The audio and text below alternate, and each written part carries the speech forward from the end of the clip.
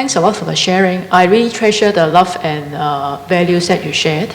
And I agree with you that all the religions, they all share the same values in the essence.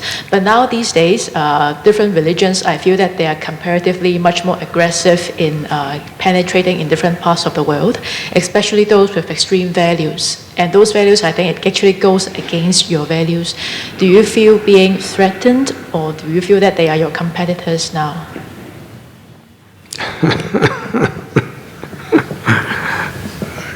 I think that in every religion, people listen to the bad dog, and in every religion, people listen to the good dog. But the whole purpose of every religion is to listen to the good dog. So I don't see that it is religion that's causing the hatred, the discrimination, the arrogance, the terrorism. It's been there throughout history. It's just a very infatuated ego. You could put it in the name of a religion.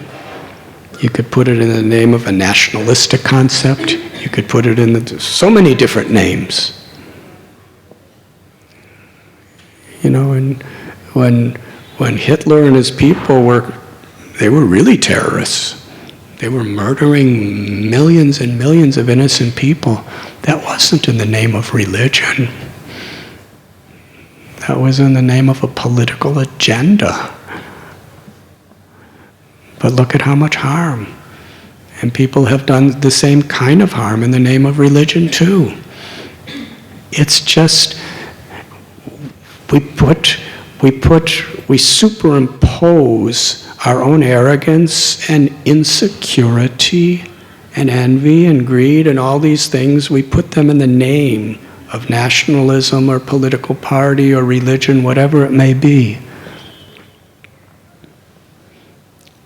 So the competition is not between one religion and another religion. The competition is the good dog and the bad dog. It's barking in our hearts and their hearts. And it must be barking in some people, it's really barking and really ruling over and controlling their decisions in life.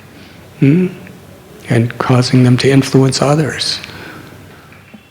So the competition is between light and dark, between good and evil, between truth and ignorance. And in whatever form it takes, that's really the competition is. Because there's beautiful, God-loving, compassionate people of every great religion. And actually we're of one religion, all of us. And there's people who are extremists.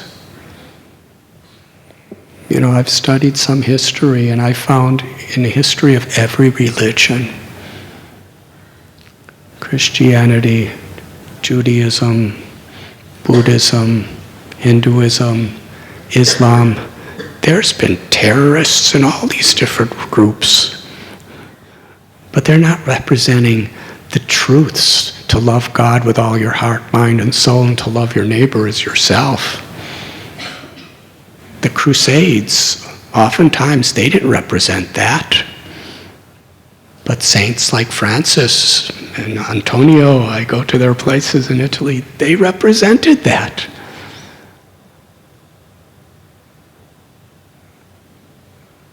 So in every path, there's been the extremists, and there's been the people who were seeking the essence. So the competition isn't one religion against another. The competition is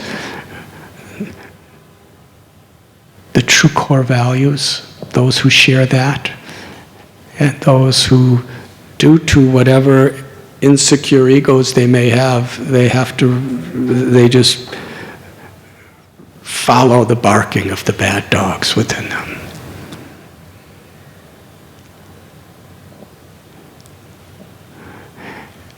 And it all begins, actually, with making that solution as far as we can within ourselves.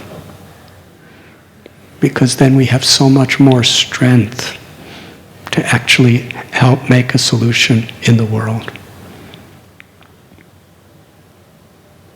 And when scientists and technologists and politicians and business people and farmers and agriculturalists and educators, professors and swamis and monks, when we all come together to share these true spiritual values, then we actually have a lot of strength.